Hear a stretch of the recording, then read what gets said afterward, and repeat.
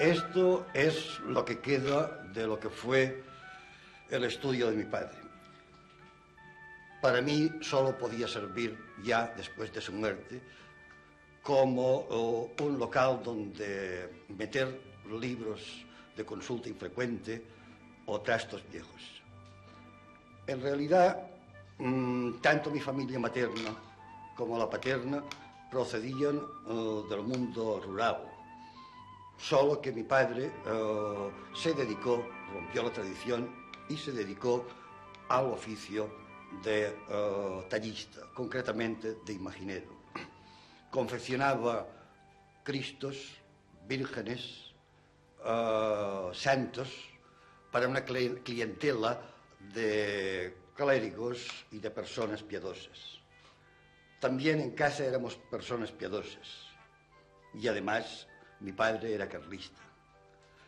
Esto da un poco la medida del ambiente en que se desarrolló mi infancia, mi adolescencia. Quizá no era el clima más apropiado para despertar una vocación de escritor.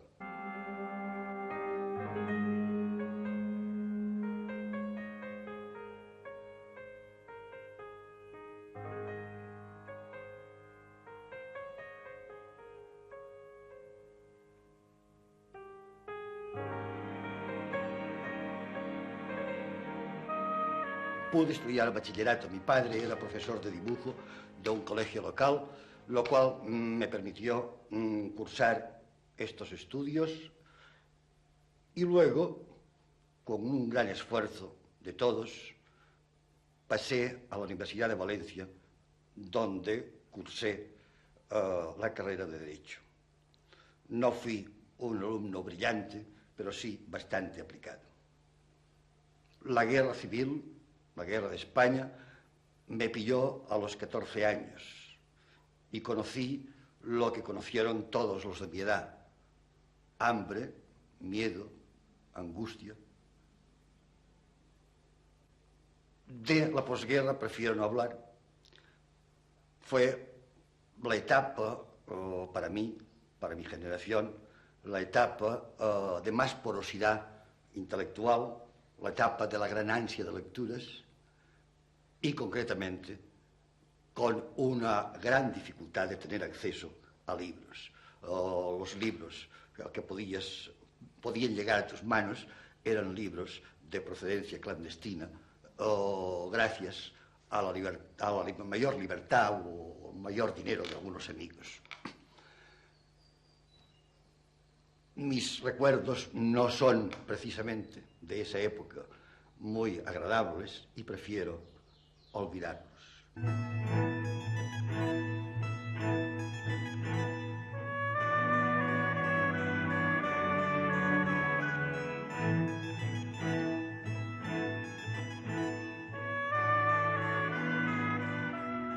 Sueca es, como la mayoría de las poblaciones de la llanura litoral valenciana, una ciudad clara, afable, tranquilamente laboriosa.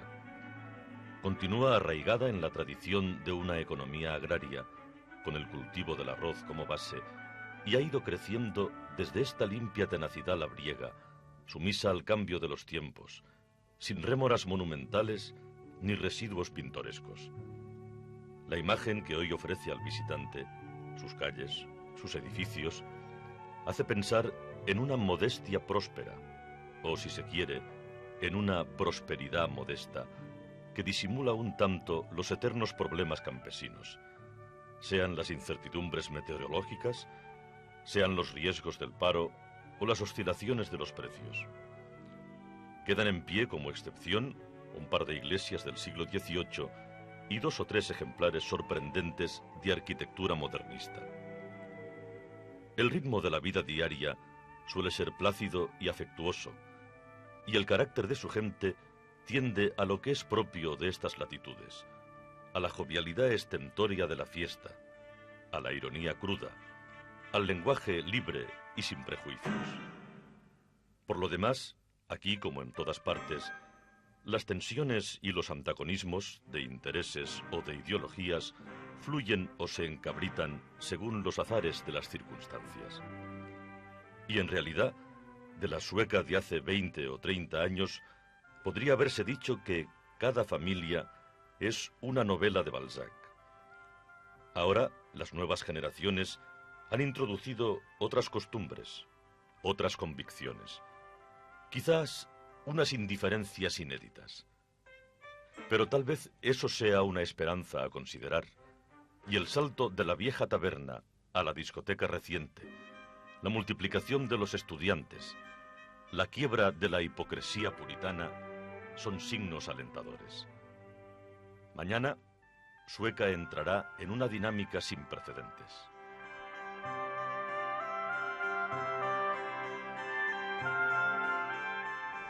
Yo no hago un mérito, o por lo menos no hago un mérito especial del hecho de haberme quedado a vivir en Sueca. Las cosas vinieron rodadas y las acepté con toda naturalidad. En primer lugar, hubo unas razones familiares que me forzaban, y en segundo lugar, mi temperamento poco aventurero, quizá más bien sedentario, que me invitaba a la raíz, a quedarme aquí. Han pasado los años, tuve ya unas facilidades para empezar sin necesidad de hacer la maleta y marcharme a Madrid o Barcelona para avanzar, para trepar en la carrera del jornal y del prestigio. Y aquí me siento muy bien, me siento entre los míos, en mi paisaje entrañable, en mi pequeño mundo de siempre, de todo lo cual me siento solidario.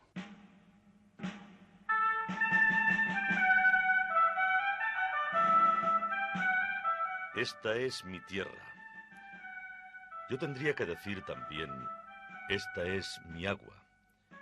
Sueca vive junto al Sjúker, junto a un río que viene de lejos, pero que por donde pasa, y sobre todo aquí, cerca de su desembocadura, se convierte en don inapreciable. Desde luego, el Sjúker, el Júcar, de vez en cuando se desmadra y provoca tragedias como la que todavía conservamos marcada en nuestra carne de hace unos meses. Pero de su agua han vivido los habitantes de su ribera, y viven y vivirán, convertida en riego fecundo y sosteniendo una agricultura que, particularmente en la Ribera Baja, sigue siendo el pan nuestro de cada día. Y en Sueca, el arroz. El arroz necesita el agua para germinar, para crecer, para granar. Últimamente se ha revolucionado su cultivo, se ha mecanizado, han variado los procedimientos de la siembra y de la siega. Ha habido una dramática disminución en la demanda de mano de obra. Pero el agua es tan imprescindible como siempre. Y el paisaje a que da lugar mantiene sus rasgos singulares. Por supuesto, el labrador nunca ve su tierra o su agua en función de paisaje. Al fin y al cabo, el paisaje es una categoría estética que le resulta ajena. Él solo piensa en la cosecha, y hace bien porque es lo suyo. Con ojos diferentes, el panorama puede ser descubierto con la gracia rumorosa de las acequias, con el color variable de las plantas, con las perspectivas dispersas de cualquier recodo de camino.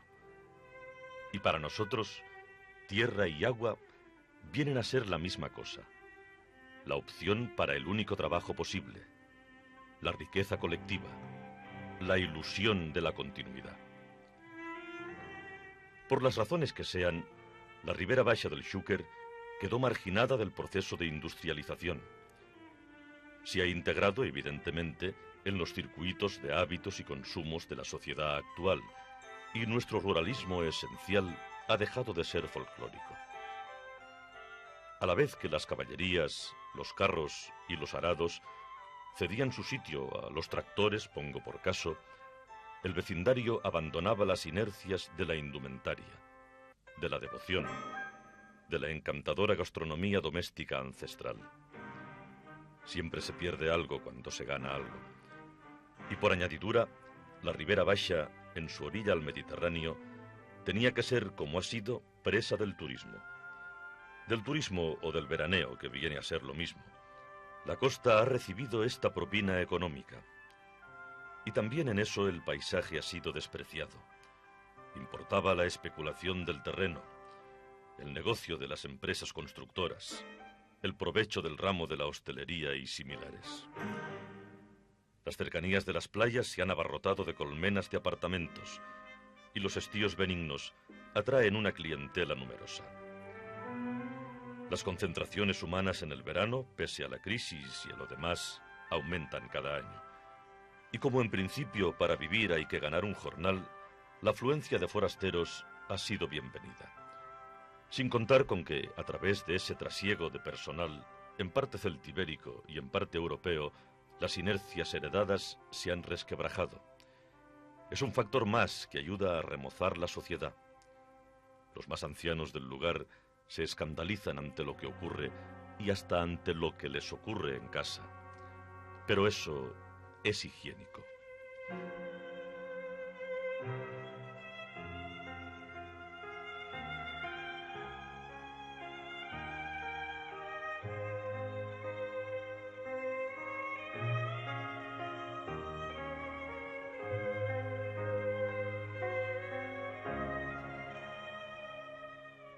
No puedo decir tampoco que esto sea un aislamiento, que soy un solitario.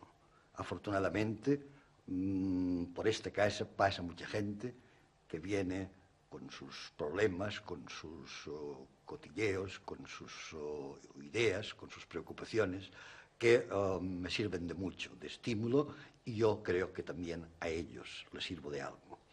En general, vivir en un pueblo incluso de las dimensiones de Sueca, que ya son 23.000 habitantes, no ofrece las ventajas de una gran ciudad. Una gran ciudad te brinda el teatro, el cine, muchos espectáculos que es difícil de hallar en sitios como este. Pero yo tengo Valencia muy cerca, y en Valencia encuentro lo que necesito. Por lo demás, mis dos grandes pasiones han sido la lectura y la música. Tengo una biblioteca personal, no sé, de unos 20.000 ejemplares, que es suficiente para mi trabajo y para mi deleite. Y tengo un pequeño tocadiscos y un pequeño repertorio de discos con mis autores favoritos, que es lo que necesito. Por lo demás, hago de vez en cuando algún viaje, aquí, allá, a Europa, a América, no con mucha frecuencia, pero lo suficiente para haberme hecho cargo del mundo en que vivo. Y puedo decir, en última instancia, que si alguna vez me pierdo, que me busquen en Florencia. Fuster es uno de esos intelectuales poco asimilables. Poco asimilables. Si en este país en general la inteligencia es poco asimilable por el poder, incluso la inteligencia institucionalizada, no digamos la inteligencia sin institucionalizar. Y Fuster es fundamentalmente un intelectual no institucionalizado y difícilmente institucionalizable. Sin embargo, a pesar de ese carácter, podríamos decir, radical, subversivo en su comportamiento intelectual, difícilmente asimilable por las instituciones, su impertinencia, su insolencia, la agresividad de muchos de sus escritos, agresividad que busca directamente hacer reaccionar a un pueblo, a un país, el suyo, para intentar encaminarlo, dirigirlo, por lo menos hacerle reflexionar sobre determinados temas claves de su identidad. A pesar de ese carácter, digo, subversivo de Fuster, sin embargo, ha sido indiscutiblemente uno de los puntos de referencia más claros de los últimos 50 años en este país. De este siglo, no de los últimos 50 años, sino de este siglo en este país. Es decir, es curioso esto, es muy curioso que un intelectual poco asimilable, un intelectual que podríamos decir, si algo lo define, es esa subversión continua de las ideas, esa provocación continua a ir hacia adelante, a reflexionar, a meditar críticamente sobre la situación del país, se haya convertido prácticamente en un, lo voy a decir de una forma que no es ni mucho menos peyorativa, en un santón de nuestra cultura. Es imposible pasar por el país valenciano sin recalar en Fuster y en su obra. Yo quisiera hablar de Joan Fuster desde un punto de vista histórico, y esto me hace alejarme en la historia valenciana, concretamente al siglo XV. Es la época en la cual desaparecen nuestros grandes escritores de la literatura catalana, concretamente Marc, Roís de Corella, Jaume Roig o Martorell. Desde aquel momento el país valenciano sufre un fatal proceso de castellanización que llega hasta nuestros días. Llega hasta nuestros días incluso una situación de difícil supervivencia para nuestra cultura. Es justamente en los años 60 y más concretamente en el año 62, año en el cual aparece Nosaltres Valencians, Nosotros Valencianos, vaya, el libro más importante de Fuster, en el cual, a través del cual los valencianos reflexionamos sobre nuestra identidad. El resultado no ha podido ser más brillante y concretamente la asunción por parte de los intelectuales y las clases de cultura valencianas de nuestra cultura autóctona, de nuestra cultura catalana. Y este hecho, que es un hecho de profunda revolución, pensad que son 500 años en el cual se alejaba de alguna manera nuestra cultura, digo que a este hecho probablemente y sin duda es Fuster el protagonista de él. Por ello hemos de agradecer a Joan Fuster que haya puesto las bases de una normalidad cultural que nos traerá pronto o tarde a una normalidad política. Nunca fui precoz en nada. Creo que mis primeros versos los publiqué cerca de la treintena, de los 30. De paso diré que tampoco me avergüenzo de haber publicado sonetos marianos y eucarísticos. Los pagaban. Además, sufrí la epidemia propia de la época de un tipo de poesía tremendamente patética, con mucho Dios y mucha muerte de por medio, propia, ya digo, de la moda existencialista y cosas así. Abandonaré pronto la poesía. Nunca he sido un escritor de imaginación, ni siquiera de imaginación verbal. Y me pasé al ensayo, es decir, me pasé a la literatura de ideas. El ensayo es, en definitiva, aquello que inventó nuestro abuelo Michel de Montaigne, el señor de la montaña que decía Quevedo. Es decir, una prosa que se presta, flexible, sin limitaciones de ningún género, que se presta a la libre expresión de ideas y de algo más que ideas, pero sobre todo de ideas. Y es sobre esta literatura de ideas que yo he construido la base más importante, creo, de mi producción. Más importante tanto en el sentido de bloque numérico como, creo yo, en su ambición. En ello intervino naturalmente algo más que Montaigne. Intervinieron los típicos moralistas franceses del XVII y del XVIII, los libertinos, es decir, todo un mundo literario más bien francés que se venía a añadir a mis lecturas iniciales de Eugène Dors, de Ortega, de Unamuno, y en ello estuve y estoy. En realidad pienso, y me he inclinado siempre por confesar, por decirlo y repetirlo, pienso que en esta parte de mi obra es donde se ha de encontrar o de buscar y encontrar lo más personal que yo haya podido dar de mí. Además, libros como Diccionario para ociosos, creo que son, si no lo mejor, lo más representativo de cuanto he hecho. Y me gustan, sobre todo, me gustaba, ahora ya no puedo llevarlo con asiduidad de otras épocas, el dietario, es decir, la anotación diaria, no de tema personal, sino de divagación ideológica también, y sobre todo el aforismo que es por excelencia, digamos, la expresión más lacónica de una idea, de un sentimiento quizá, pero sobre todo de una idea. Creo que en general a la literatura siempre le han sobrado palabras. Le sobran palabras a la Odisea, le sobran palabras a la Divina Comedia, le sobran palabras al Quijote, le sobran palabras a Dostoyevsky, a Tolstoy, le sobran palabras a Joyce, quizá no le sobran tantas a Kafka, pero en fin, creo en el aforismo. Yo señalaría indiscutiblemente la dimensión fusteriana del estilo.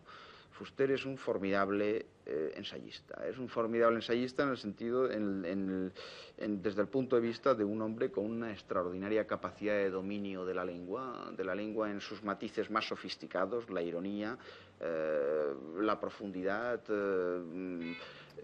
la razón llevada a un comportamiento implacable, poco amigo de concesiones, y con esto ha confeccionado una lengua literaria que en nuestra prosa ha sido una revitalización extraordinaria del catalán literario en el País Valenciano. Es decir, hay que hablar de la prosa antes de Fuster y después de Fuster. Yo conocí a Fuster exactamente en 1959, en un centenario, la celebración de un centenario de la muerte de Ausiàs March, donde yo leí un poema de Ausiàs March y Fuster estaba entre el público. Le sorprendió mi fonética, y evidentemente la fonética de Xàtiva, y a partir de ese momento nos hicimos amigos y yo empecé a conocer a alguien del cual había leído algún libro. Y esta fue la primera sorpresa, los libros de Fuster, a diferencia de los libros que teníamos por costumbre de leer en catalán aquí en Valencia, era un libro que hablaba de cosas de tipo europeo. El descall de la realitat era toda una reflexión muy lúcida sobre el descrédito de la realidad cuando el arte abstracto, es decir, de temas que a nosotros estudiantes nos interesaban desde un punto de vista como podían interesarles a un estudiante de París, a un estudiante de Madrid o de Barcelona o de Londres o de Roma. Entonces, tener en tu propia lengua estos temas escritos fue, creo yo, la primera aportación que hizo Fuster para nuestra generación. Pero aparte de eso, Fuster no era solamente un escritor, sino un escritor doblado de doctrinario, pero de doctrinario irónico, cosa que es mucho más complejo. Y al mismo tiempo nos enseñaba qué era el país y qué era nuestra historia. Entonces, yo creo que sin Fuster la recuperación evidente que hay hoy en el País Valenciano, con todos los conflictos que eso supone precisamente porque nos recuperamos, no existiría. No existiría al menos en las dimensiones que existe y se hubiera retrasado muchísimo más históricamente. Creo que Fuster es de aquellos tipos de personajes históricos que sirven para acelerar la toma de conciencia de todo un país, sea desde el punto de vista de opresión nacional que desde el punto de vista de opresión de clase. Creo que esto Fuster lo ha cumplido muy claramente, aparte de toda una obra literaria importante, sea de crítico que de ensayista y de literato a secas como tal, que es hoy por hoy la obra menos conocida de Fuster y que quizás sea la que con el tiempo cobrará una mayor dimensión una vez que las urgencias que estamos sufriendo pasen, como yo espero que pasarán. Yo recuerdo cuando le dimos el premio de las letras del País Valenciano, el primer premio de las letras del País Valenciano, recuerdo una anécdota, cuando alguien discutía los méritos de Fuster, otra persona contestó lo siguiente, es decir, podremos no estar de acuerdo en tal o cual idea, pero, bueno, una frase de un libro de Fuster, con la cual yo no estaba de acuerdo, me provocó a mí a escribir un libro entero. Yo creo que he empezado a andar en el mundo de la cultura a partir de conocer a Fuster y de leer a Fuster. Yo ya sé que Fuster es un personaje que por desgracia no será nunca aceptado por la sociedad en que vivimos, porque resulta que en Fuster se unen varias cosas que son muy difíciles de aceptar. Primero, que es un hombre muy inteligente, es un hombre muy culto y además que dice la verdad. Y esto no se tolera nunca en la sociedad en que vivimos, y yo ya no hablo de la sociedad burguesa ni la proletaria, hablo simplemente de la sociedad humana. Nunca jamás ha permitido que una persona sea inteligente y que diga la verdad. Nunca a través de la historia estos personajes han podido vivir con tranquilidad. Luego han sido muy admirados y muy reconocidos, pero cuando vivieron no se les aceptó nunca, porque eso es demasiado, ser inteligente y decir la verdad. Yo siempre defenderé a Fuster, no lo defenderé, yo tengo por Fuster aquello podríamos decir, yo soy un amante de Fuster, o sea, en el sentido que se puede entender cuando se tiene amor también por la cultura, o se tiene por la música, o se tiene por el pensamiento de los demás. Yo creo que con Fuster todos podemos aprender a pensar, y eso deberíamos de hacerlo durante todos los días y en cualquiera de las cosas que hacemos. Casi nunca la gente piensa, y Fuster siempre piensa, y además piensa de una forma, imaginaros, hasta qué punto, yo diría que cristiana, porque Fuster piensa en los demás, no piensa en él. Tiene ese sentido de solidaridad humana que muchas veces los mismos revolucionarios no lo tienen cuando van a la revolución, lo tienen antes, hablan de él, pero él lo tiene sin ganar, nunca, y además Fuster no es un ganador, Fuster por desgracia es un perdedor. Y en eso es lo que la gente está, en que sea un perdedor, porque nadie quiere que Fuster gane, porque si Fuster ganara, ganaría la verdad, ganaría la inteligencia, y eso no se puede tolerar en una sociedad humana tan salvaje como la que vivimos. Otro tema que ha sido para mí esencial es el de mi pueblo, el de mi tierra, el del País Valenciano. A él he dedicado también muchas páginas polémicas, quizá. Mi querido amigo Pierre Vilar dice cariñosamente que mi escritura a veces es panfletaria, y no lo niego, porque quizá, entre otras cosas que un intelectual valenciano del siglo XX, de finales del siglo XX quizá, tenía que proponerse, era ese, el de levantar polémica, el de provocarla, el de hacer lo posible por superar la modorra intelectual del país y abrir caminos a unas concepciones nuevas, o unas concepciones por lo menos distintas a las que predominaban.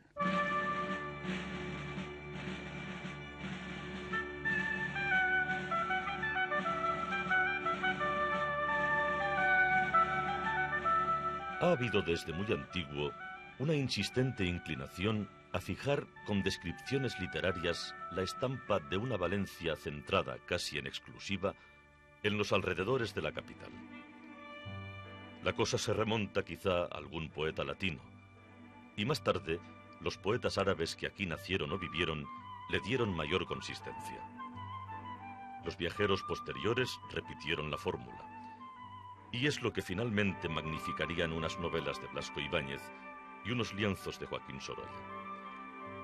Es la Valencia de la Huerta y de la Albufera, de los naranjales frondosos, de los jardines sonrientes, del mar vigorosamente azul. Y esa Valencia, desde luego, existe.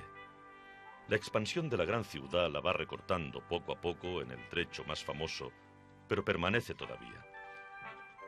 Solo que el topónimo se había hecho confusionario, y en los usos corrientes arrastra una homonimia turbadora.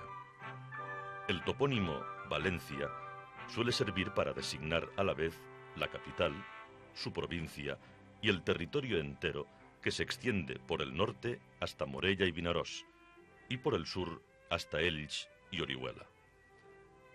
Trasladar al cliché de la feracidad y del esplendor a todo el ámbito valenciano es, por supuesto, aberrante. Lo diverso, incluso lo heterogéneo de este espacio, se impone enseguida a cualquier observador. Son desigualdades profundas de comarca a comarca que afectan al estilo de vida, a la estructura económica, al lenguaje coloquial. A veces llego a pensar si a los valencianos no nos une más que el gentilicio común y la poca o mucha conciencia que de él tenemos, con todo lo que eso pueda comportar ciertamente de identificación histórica. Nuestro origen, el de los valencianos actuales, data del siglo XIII, cuando Jaume I el Conqueridor ganó estas tierras a otros valencianos, a los valencianos anteriores, que entonces eran moros, es decir, mahometanos de religión y arábigos de idioma. Una sociedad vino a sustituir a otra. Los cristianos, catalanes y aragoneses, repoblaron lo que pudieron en una operación que hoy llamaríamos colonial, desplazando a los moros. Y los moros en parte huyeron y en parte permanecieron sometidos en barrios aislados o en aldeas feudales. Todavía en 1609, los moros, empecinados en su fe islámica y en su lengua privativa, constituían un tercio de la población valenciana, y Felipe III les expulsó aquel año. Ellos, los expulsados, eran quienes merecían considerarse genealógicamente herederos de los que esculpieron la Dama de Elche y de los aguntinos que se suicidaron en bloque por fidelidad al Imperio Romano. Más o menos es lo que ocurrió en Castilla con su reconquista. Jaume I, al ocupar Valencia, creó para su corona un nuevo reino, con leyes especiales, con instituciones propias. El reino de Valencia duró hasta 1707, en que, tras un incidente de la Guerra de Sucesión, la Batalla de Almansa, el príncipe vencedor, Felipe de Anjou, suprimió su entidad jurídica y política. Durante 5 siglos, los valencianos vivieron las peripecias genéricas de la corona de Aragón y otras específicas. Hubo guerras internas y externas, conatos de revolución, feudalismo oprobioso, algún instante de burguesía opulenta, periodos de gran vivacidad cultural. Más tarde, el reino fue descoyuntado en 3 provincias, que así se integraban a los crispados altibajos de la historia española. Un saldo brillante de todo ello serían una docena de valencianos universales. El médico Arnau de Vilanova, el predicador Vicent Ferrer, gran demagogo de la piedad, el filósofo Lluís Vives, el pintor Rivera, el erudito Mayans y Siscar, el novelista Blasco Ibáñez y más nombres importantes. Sobre todos ellos, con su leyenda negra, personalmente me encantan los Borgia, tribu nativa de Xàtiva y reimplantada en Gandía, con un bello surtido de papas, condotieros, cardenales, duques y hasta santos. Nietzsche escribió que un gran fallo de la historia de Europa fue el fracaso del pontífice Alejandro VI al intentar establecer en el Vaticano una verdadera dinastía a través de su hijo César. A estas alturas no importa lo que Nietzsche pensase, pero con los Borgia y con Alfonso el Magnánimo, los valencianos pusieron sus plantas en la Italia ya renacentista y algo devolvieron a su país. No tanto como era de esperar, sin embargo. El Renacimiento en el país valenciano fue también italianizante, aunque de otra proveniencia, la de la reina viuda Germana de Foix, segunda esposa de Fernando el Católico, y de su tercer marido, un duque de Calabria. Lo poco que resta de aquella Valencia del 15 y del 16, de la ciudad donde coincidieron Jaume Roig y Ausiàs March, y los autores del Tirant lo Blanc, y Joan Timoneda, y Guillem de Castro, con la robusta arquitectura de las torres del Serrans, la inacabada elegancia del Miquelet, o el gótico delicioso de la Llotja y el Palacio de la Generalitat, apenas se advierte hoy en medio del tráfago y del tráfico urbano. Y lo de después, como aquella bombonera barroca del Palacio del Marqués de Dos Aguas. Harían falta muchos cuartos de hora televisivos para explicar didácticamente a los valencianos y a los no valencianos qué fue en el pasado el país valenciano y por qué es hoy lo que es. Sí que es inevitable reiterar como indicación la disparidad de las evoluciones que comarcalmente experimentó. Tendríamos que hablar sobre todo de economía, de cómo la artesanía textil de Morella y del maestrazgo no resistió a la revolución industrial, y cómo Alcoy la asumió, y de cómo, en verdad, los pocos y grandes puntos industriales del país valenciano actual son recientes: el puerto de Sagunto, Elda, Elx, Ontinyent, las fábricas de juguetes exportables, los tentáculos de las multinacionales, que no se limitan a la Ford de Almusafes, y las factorías de cerámica o de turrón, y los reductos menestrales que todavía pintan abanicos, tejen rasos o confeccionan guitarras para exportar. Habría que añadir que las burguesías de Valencia, de Alicante, de Castellón de la Plana, nunca fueron homólogas ni solidarias, ni tuvieron demasiada energía como clase dominante vertebradora. Pero todo eso nos llevaría demasiado lejos, como nos llevaría demasiado lejos conectar estas peripecias económicas con las políticas y sociales.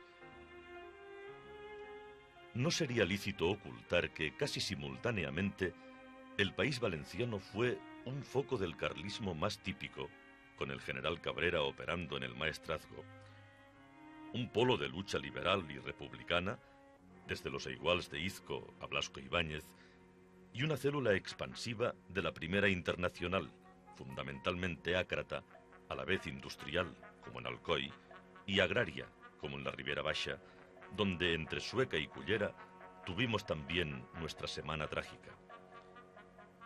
De todo eso apenas se habla en los manuales de historia de España, y no sé si hace falta.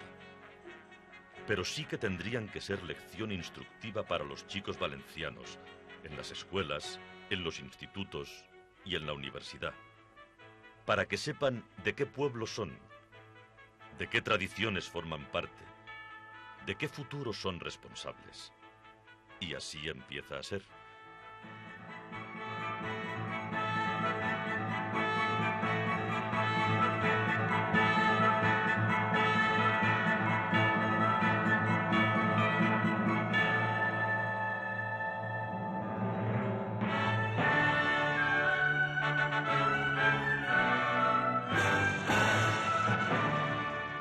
La universidad de hoy ya no es la misma de mis tiempos. Se ha dispersado en aulas nuevas y en sitios diferentes.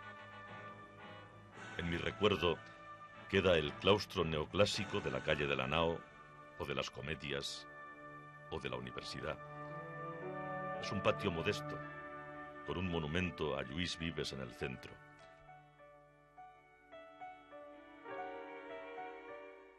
Bueno, la Universidad de Valencia es en estos momentos una historia fascinante por un lado y triste por el otro. Es una especie de tragicomedia. Trágica porque, bueno, la historia es de siempre de los presupuestos, escasez de presupuestos. Si la Universidad Española está mal de presupuestos, la de Valencia está mal dentro de la Universidad Española. Por el contrario, tiene un final feliz, o es esperable un final feliz, y tiene una condición de historia feliz porque, bueno, hay se ha conseguido reunir aquí durante los últimos años un buen plantel de profesionales que trabajan con pocos medios, pero que trabajan profesionalmente bien. Si la universidad fuera reconocida en su papel por el conjunto de la sociedad, podríamos decir que estamos, bueno, en cualquier otro sitio de España. El problema específico del País Valenciano es que la universidad es discutida dentro de su propia sociedad y es discutida por las cuestiones un poco de siempre, por las cuestiones que nos conocen, por las que nos conocen un poco fuera de Valencia, las cuestiones de la lengua, las cuestiones de los símbolos, etc. Hay en estos momentos una situación que yo llamaría grave, sin ningún tipo de paliativos, y es el intento de usurpar el papel de la universidad en la definición de problemas científicos, la definición social de problemas científicos, como es, por ejemplo, básicamente el problema de la lengua. Sociedades culturales y recreativas no pueden sustituir, ni mucho menos a la universidad, en definir cuál es la lengua de los valencianos y cómo ha de enseñarse esa lengua.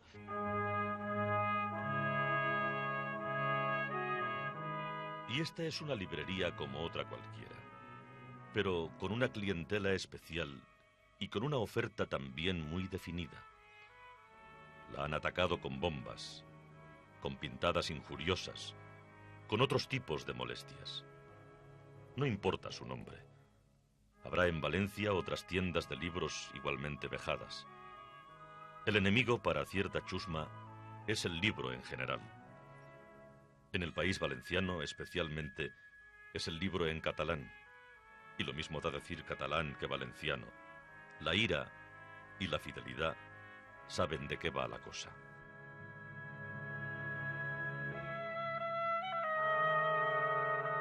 El libro es un importante medio de difusión cultural, pero el libro en el País Valenciano, por la peculiar situación de opresión lingüística y cultural en la cual vivimos los valencianos, tiene unas connotaciones que van más allá del libro en cualquier sociedad civilizada. Concretamente, con el libro y contra los medios de comunicación valencianos hemos podido crear una cultura y sobre todo unos escritores comparables, todos ellos, a los escritores del resto del área catalana. Actualmente el libro, y con el libro probablemente todos los aspectos de la cultura catalana en Valencia, tiene un aumento, está sufriendo un aumento muy importante. Cada semana aparecen distintos títulos en lengua catalana en el País Valenciano. Por ejemplo, nosotros mismos hemos publicado más de 200 títulos en los últimos años, en gran parte de autores valencianos. No obstante, el problema del libro, como la cultura en general en el País Valenciano, pasa definitivamente por una total oficialidad de la lengua catalana entre nosotros, que tiene que ir desde la administración hasta la televisión. Solamente en ese momento el libro cumplirá la función que cumple en cualquier sociedad civilizada. Por desgracia, en este país, que parecía que era un país donde se iba a recuperar la cultura autóctona, íbamos a tener una cultura con una cierta fuerza y se había proyectado que así fuera, la confusión y la falta de conocimientos y una lucha absurda entre partidos por conseguir unos votos ha dejado la cultura bastante mal parada. De cualquier manera, yo creo que hay una cierta cultura diríamos del país, que intenta abrirse caminos y que intenta expresarse de una forma bastante personal. ¿Qué podrá ser esto dentro de unos años? Espero que no sea una cosa que esté en relación con los políticos, porque si está en relación con los políticos, la verdad es que sería para mí muy difícil contestar qué está pasando ahora y qué va a pasar dentro de unos años.